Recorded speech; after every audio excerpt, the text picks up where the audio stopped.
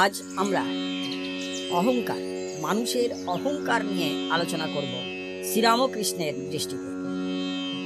অহংকার থাকলে কি ভয়ানক ক্ষতি হয় মানব জীবনে এবং ঈশ্বরের পথে তা কতটা বাধা সৃষ্টি করে, তাই নিয়ে আমরা শ্রীরামকৃষ্ণের কথা শুনে নেব। শ্রীরামকৃষ্ণ বলছেন, অহংকার আছে বলে ঈশ্বর দর্শন হয় না। ঈশ্বরের বাড়ির দরজার সামনে এই অহংকার রূপ গাছের গুঁড়ি পড়ে আছে।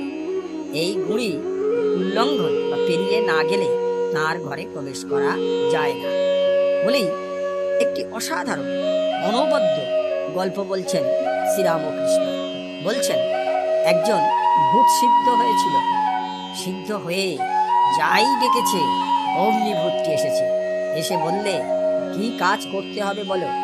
কাজ যেই দিতে পারবে না অমনি আমি তোমার ঘাড় ভাঙব। সেই ব্যক্তি যত কাজ দরকার ছিল সব ক্রমে ক্রমে করিয়ে নিল। তারপর আর কাজ পায় না। ভূতটি সঙ্গে সঙ্গে বললে, এইবার তোমার ঘাড় ভাঙি। সে বললে, একটু দাঁড়াও, আমি আসছি। এই বলে সে গুরুদেবের কাছে গিয়ে বললে, গুরুদেব, ভারী বিপদে পড়েছি, এই এই বিবরণ, এখন কি করি? গুরু তখন বললেন, তুই এক কর্ম কর, তাকে এই চুল গাছটি সোজা করতে বল। ভূতটি দিন রাত ওই করতে লাগলো। চুল কি সোজা হয়? যেমন বাঁকা তেমনি বাঁকা রইল। অহংকারও ঠিক তেমনি, এই যায় আবার এই আসে। অহংকার ত্যাগ না করলে ঈশ্বরের কৃপা হয় না।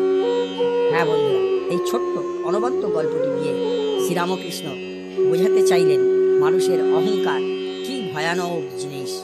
আর অহংকার যতক্ষণ আছে ততক্ষণ মানুষ ঈশ্বর থেকে বহু দূরে। অহংকার না গেলে ঈশ্বরের কাছে যাওয়া যায় না। আশা করি গল্পটি ভালো লেগেছে। আপনারা প্রতিদিনের মতো লাইক, কমেন্ট ও শেয়ার করবেন, আর অবশ্যই সাবস্ক্রাইব করবেন। নমস্কার।